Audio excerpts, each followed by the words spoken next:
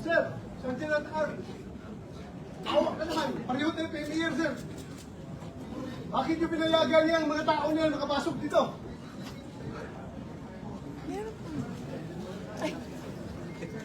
Kung ikaw ang senador, sir, ako ang Sergeant at Arms. Magpapakamatay ako para hindi ka magalaw dito sa istasyon na ito. Magpapakamatay ako para sa'yo. So may I manifest and that there are now at least 13 members of the Senate who wish to have a leadership change, and that Senator Bato de la Rosa is in the building and will be here in a minute. With 13 affirmative votes, 10 negative votes, and 1 abstention, the positions in all the positions in the Senate is hereby declared vacant. Senator Alan Cayetano is recognized. Mr. President, first and foremost, I'd like to thank God for the opportunity to serve with all of you. And it's a distinct privilege to serve with the Senate President. You've always been a statesman, at least to me, and I believe even in the bills that we disagree. And when I was majority leader, you were minority leader.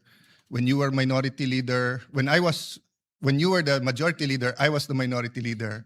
I had the privilege to work with you when you were Senate President and I was Speaker. We disagreed, but we found a way to disagree in private and then work together for the country. So I really admire your statement yesterday saying that you serve at the pleasure of the body. So may I manifest and that there are now at least 13 members of the Senate who wish to have a leadership change, and that Senator Bato de la Rosa is in the building and will be here in a minute.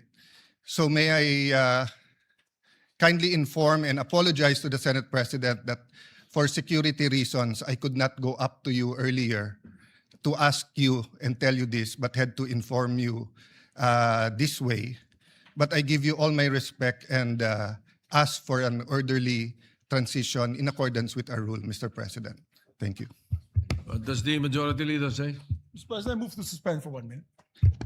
Session suspended.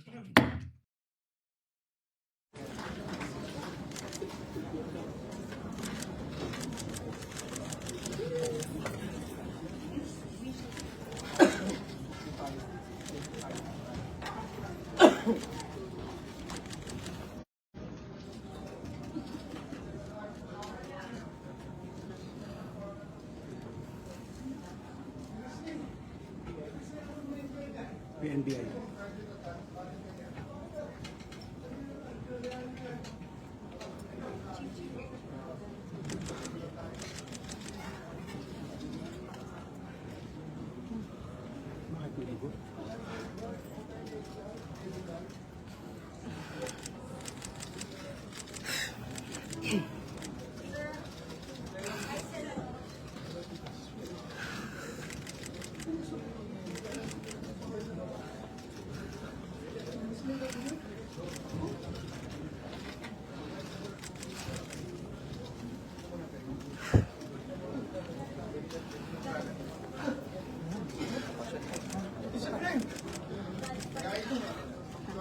Para lang hindi tumagal, they want to see na 13 tayo. Those in favor na palitan ng Senate President.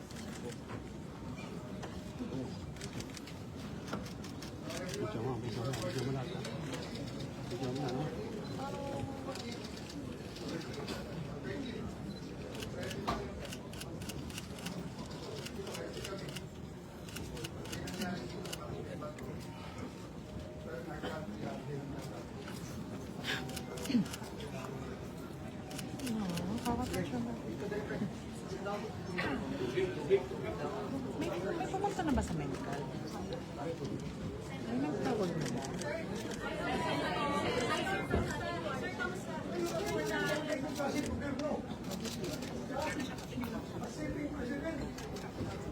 Hinaharang, hindi mapasok din sa sesyon.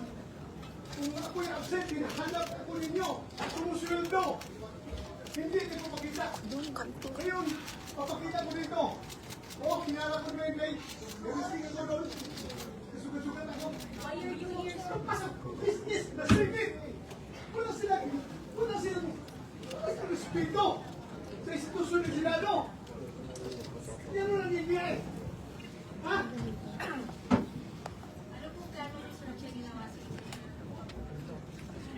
Usap ko eh.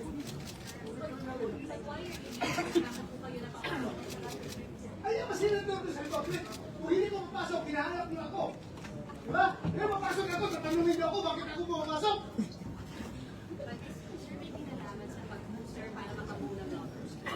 Lahat yan, trabaho ng senador.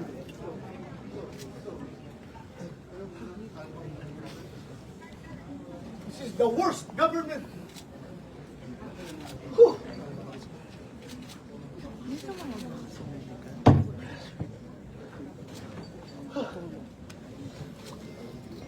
Ako!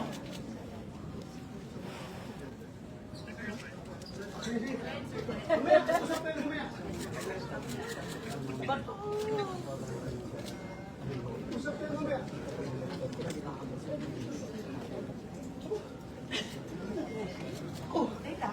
Oh, yeah. Hagdan.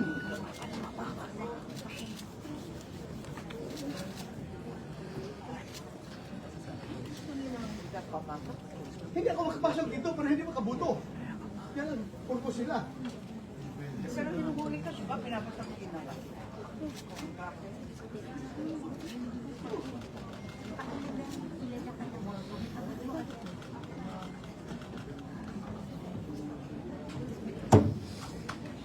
Sir, Sergeant at Arms. Awak ka naman. Pareho tayo premier, sir. Bakit yung pinayagan niya ang mga tao niya makapasok dito?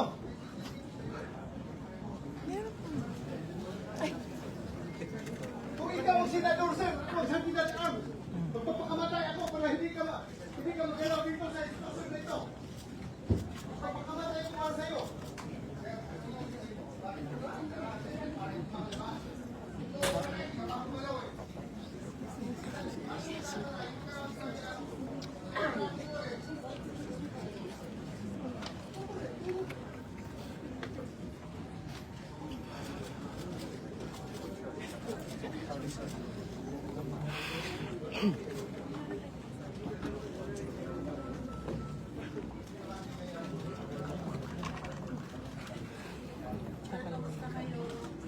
Ito, hubungan. Pinala ko dito sa baba ng mga MBA. Pinapasok ko akyat dito. I don't know. Ano gusto nila? Nag-isay na kami noon di baba. Sagdan.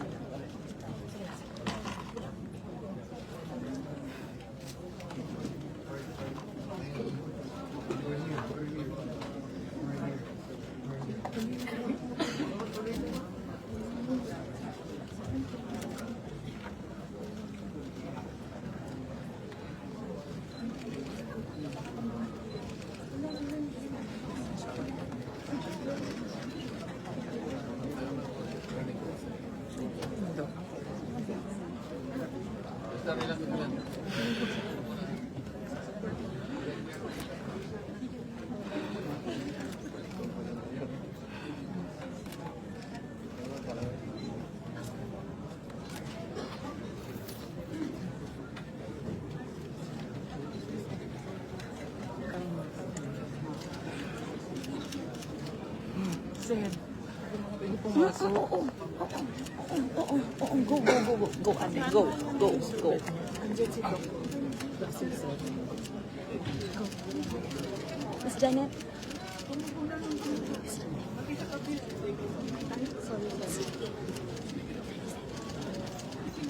Voter ni Sen, paki-receive ma'am. Naka-black. Apo. Isa pa. Nakatas.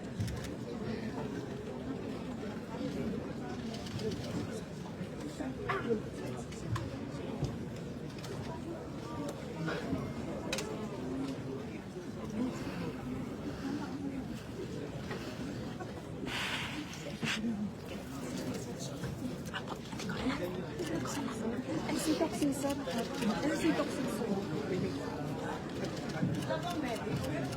Si Doc? Eto na po.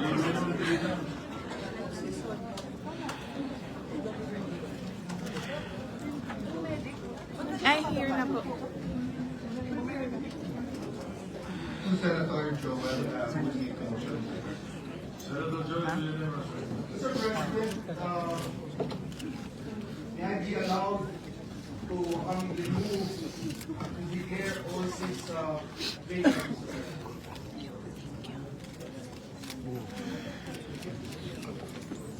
What does the majority leader say?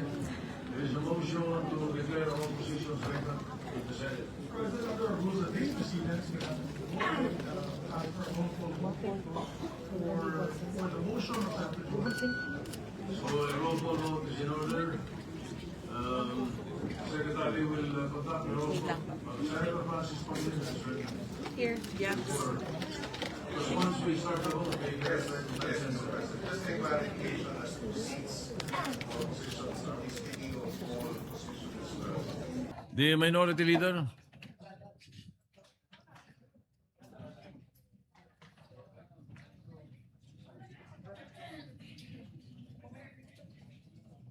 To Senator Joel, who will make a motion, Mr. President. Senator Joel Villanueva is recognized. Mr. President,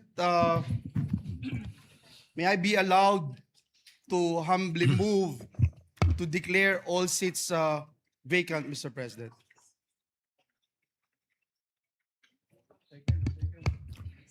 What does the majority leader say? There is a motion to declare all positions vacant in the Senate. Mr. President, under our rules that takes precedence, we'll have to vote on it. We'll ask for a roll call vote for the motion of Senator Joel Villanueva. So a roll call vote is in order. The secretary will conduct a roll call. Senator Francis Pangilinan is recognized before. Because once we start the vote, we cannot recognize yes, anyone. Mr. President. Just a clarification as to seats or positions. Are we speaking of all positions? The motion is all positions vacant by Which positions? Just for the record, Mr. President. All positions of elected of the leadership. Okay. Thank you. Thank you, Mr. All right, the secretary will conduct a roll call vote. The motion is to declare all positions vacant. A vote in agreement is a yes, and a no for the other side. You, go ahead. Roll call of members. Honorable Senator Aquino, Senator Cayetano Alan, Senator Cayetano Pia, Senator De La Rosa, Senator Ejercito, Senator Escudero, Senator Estrada, Senator Gatchalian, Excuse me. We cannot hear the votes of the people. Please rise and say your vote. yes sir. Yes, sir. Ulitin mo. Roll call of members. Senator Aquino, Senator Cayetano Alan, Senator Cayetano Pia, Senator De La Rosa, Senator Ejercito, Senator Escudero, What? Abstain. Senator Estrada, Senator Gatchalian, Senator Go, Senator Hontiveros, Senator Lacson, Senator Lapid, Senator Ligarda, Senator Marcoleta, Senator Marcos, Senator Padilla, Senator Pangilinan, Senator Tulfo Erwin, Senator Tulfo Rafi, Senator Villanueva, Senator Villar Camille, Senator Villar Mark, Senator Subiri, Senate President Soto. No.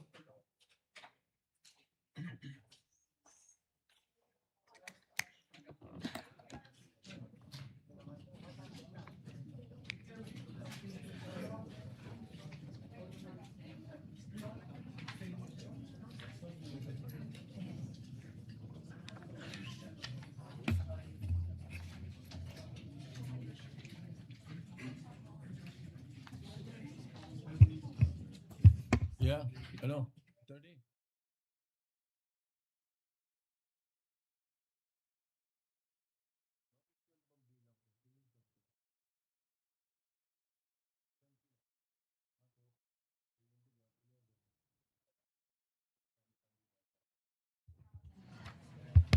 With 13 affirmative votes, 10 negative votes, and 1 abstention, the positions in all the positions in the Senate is hereby declared vacant. With that, Mr. President, may I move, therefore, to nominate Senator Alan Peter Cayetano as the new Senate President. Are you designating me as the presiding officer? Because I am, the position is already vacant. I think you must elect somebody to take the position. I am no longer the presiding officer. So you designate a presiding officer. In the meantime, I Yes, suspend session. Yes, with the session resumed, may I herewith move and nominate Senator Jinggoy Estrada as the temporary presiding officer. Any objection? There being none, the motion of Senator Amy Marcos is hereby approved.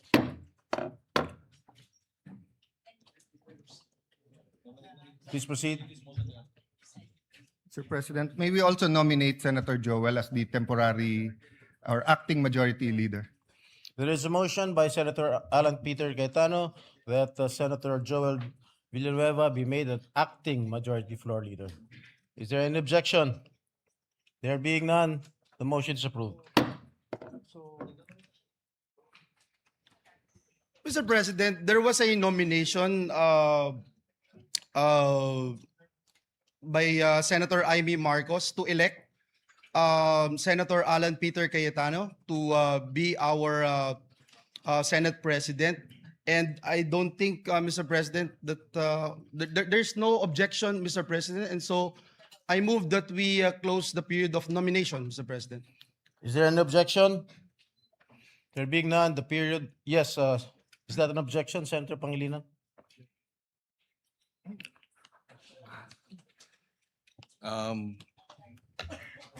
We do not object because we do not have the numbers, but we would like to manifest our serious reservations, Mr. President, for the record. Noted, Senator Pangilinan. There is a pending motion by Senator Villanueva to close the period of nomination. Is there any objection? There being none, motion is hereby approved. Majority Leader.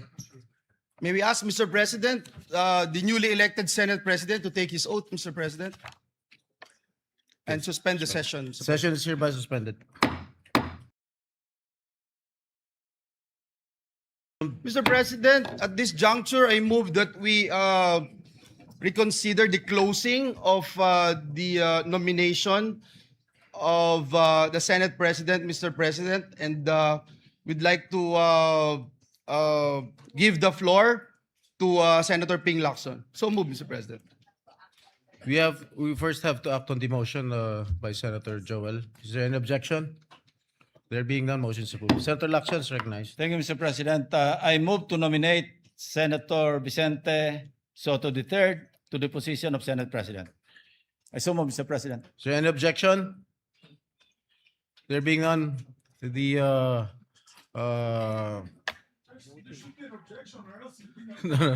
okay, we now proceed with the voting. Dalawa na. There are two nominations, There are Mr. two President. What we will do now candidates is for conduct the Senate voting, presidency. Mr. President. One is Senator Alan Peter Cayetano and the other is Senator Tito Soto. Okay. Pwede na, mag-vote. Pursuant to Section 2 of the Rules of the Senate, we will now proceed with the roll call vote. Secretary, please. Roll call of members. Senator Aquino. Senator Cayetano Alan. Senator Cayetano Pia. Senator Soto. Senator De La Rosa. Senator Escudero. Senator Escudero. Senator Estrada. Cayetano. Senator Cayetano Pia. Senator Gatchalian. Senator Go. Senator Hontiveros. Senator Lacson. Senator Lapid. Senator Legarda. Senator Marcoleta. Senator Marcos, Senator Padilla, Senator Pangilinan, Senator Tulfo Erwin, Senator Tulfo Rafi, Senator Villanueva, Senator Villar Camil, Senator Villar Mark, Senator Subiri, I would like to be an independent member of the Senate. What is your vote, Senator Subiri? Abstention. Senator Soto III, Cayetano. May we get the results, please?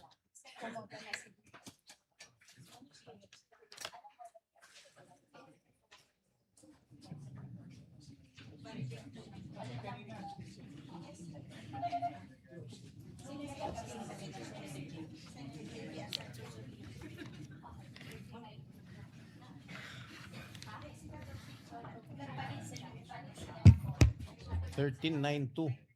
$13.92.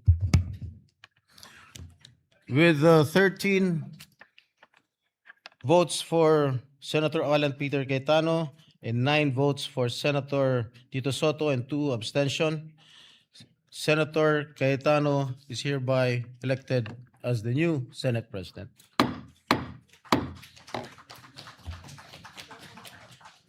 Session suspended.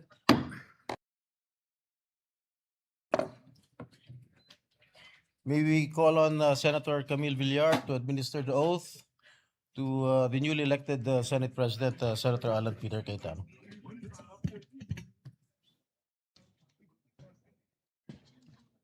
Dito para yung flag daw. Sila ate. Yeah.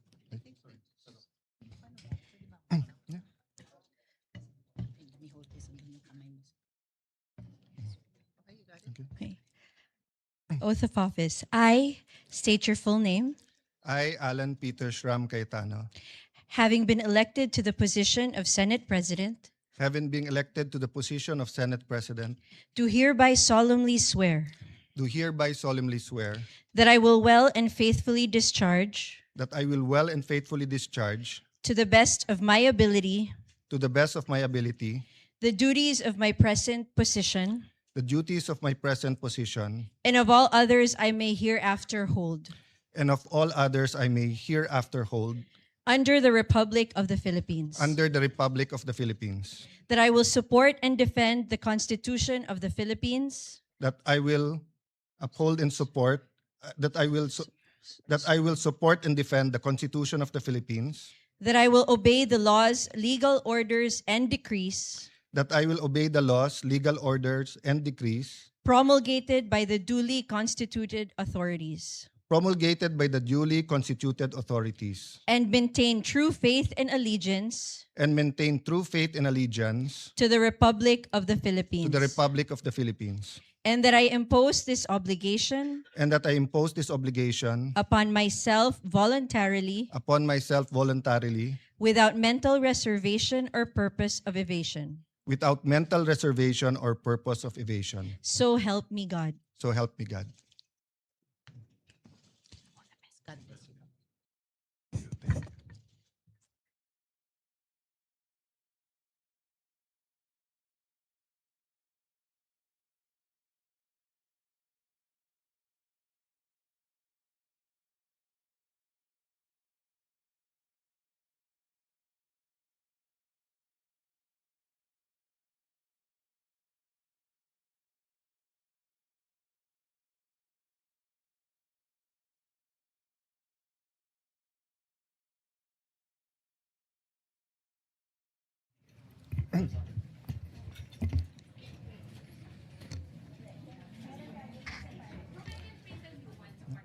For I know the plans I have for you, plans to prosper you and not to harm you, plans to give you hope in a future.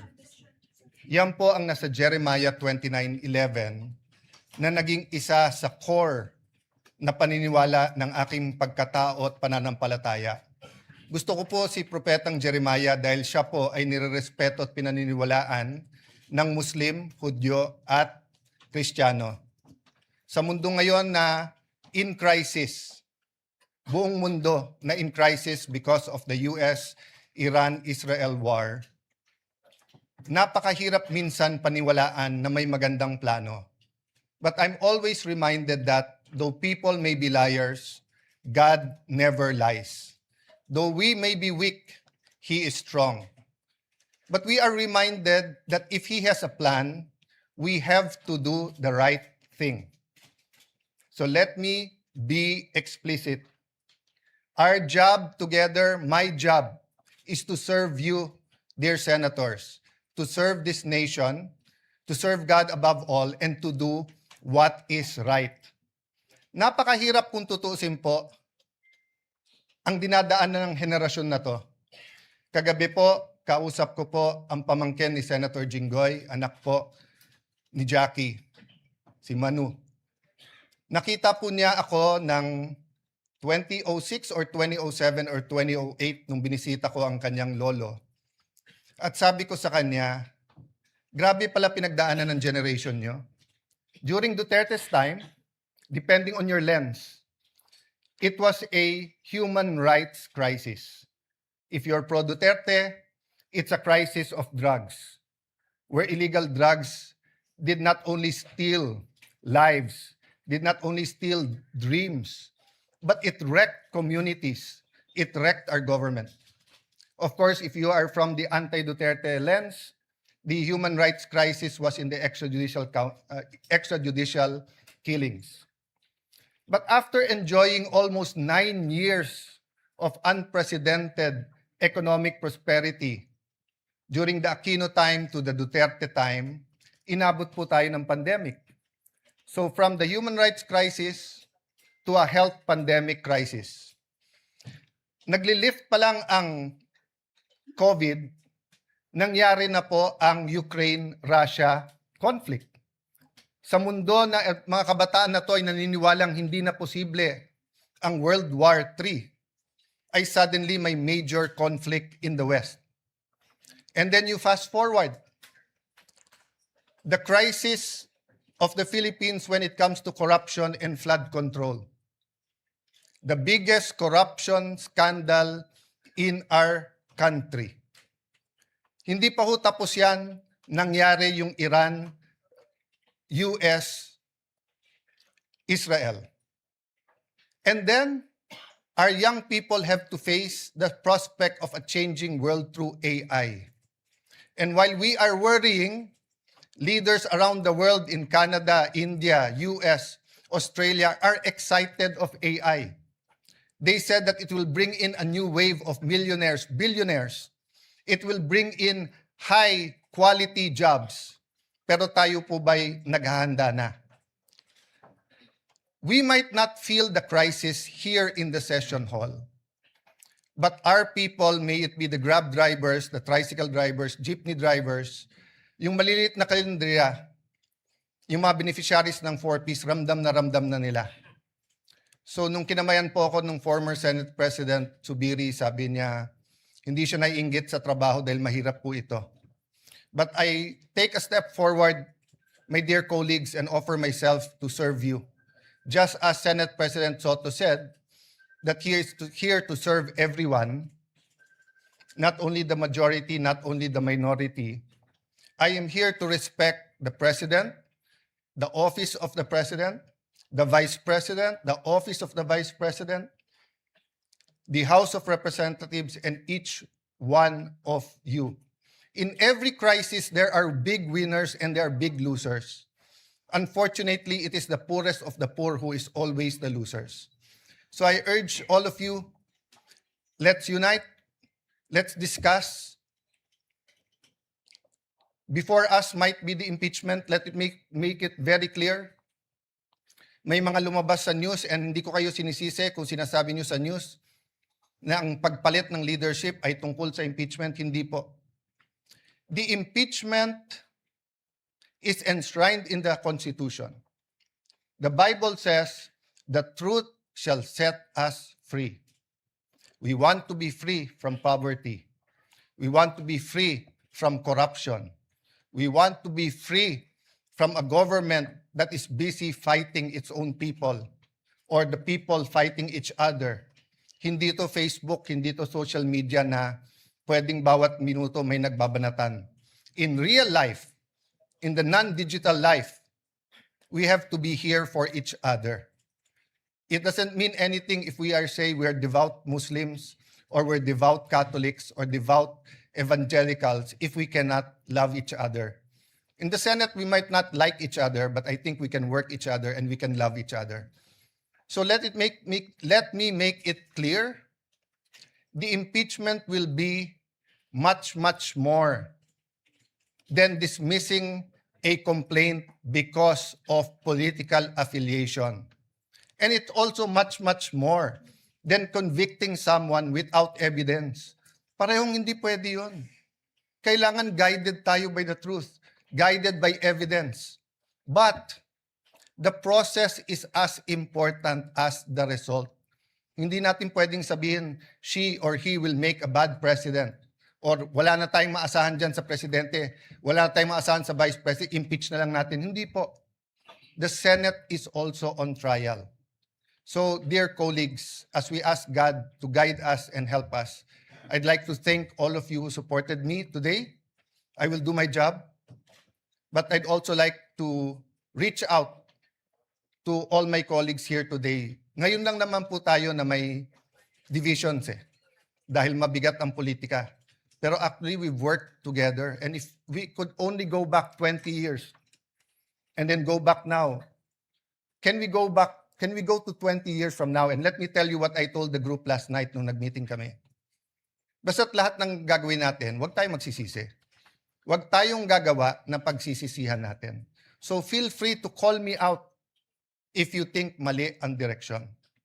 So dear colleagues, again, thank you. God bless you. Maraming salamat sa inyong lahat. Session is suspended for a minute.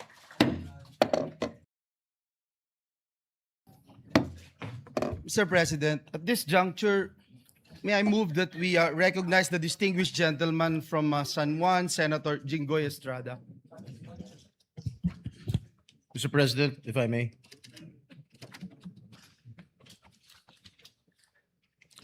Senator Jinggoy Estrada is recognized. Thank you, Mr. President. Mr. President, I respectfully nominate Senator Lauren Legarda for the position of Senate President Pro Tem. I so move, Mr. President. Any objection? Hearing none, Majority Leader. Mr. President, move that we close the period of nomination for the Senate President Pro Tem and act on the motion, Mr. President. If there's no objection, we'll proceed with acting on the motion.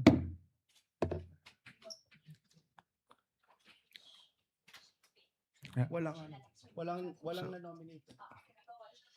So those in favor of electing Senator Lauren as Senate President Pro Tem, please raise your right hand.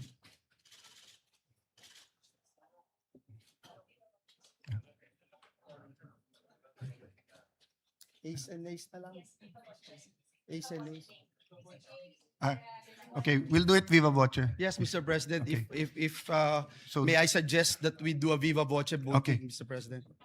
All those who are in favor, please say Yes. Aye. yes. Aye. Those against, say nay. The ayes have it, there's no nays. Mr. President, may we ask the newly elected Senate President Pro Tem, Senator Lauren Legarda, to proceed to the rostrum, Mr. President. Yeah. And I move to suspend the We session. suspend while waiting for Senator Thank you, Legarda. Mr. President.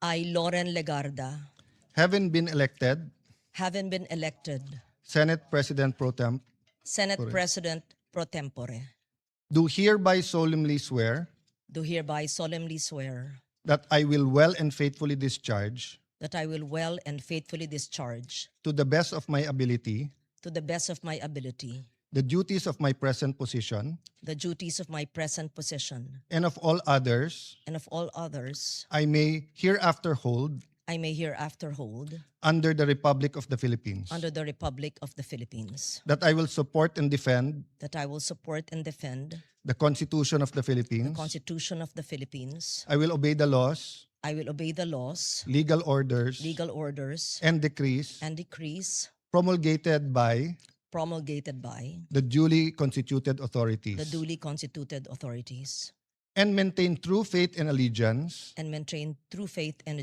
allegiance to the Republic of the Philippines, to the Republic of the Philippines, and that I impose this obligation and that I impose this obligation upon myself voluntarily, upon myself voluntarily, without mental reservation without or mental purpose of evasion. reservation or purpose of evasion. So help me God. So help me God. Congratulations.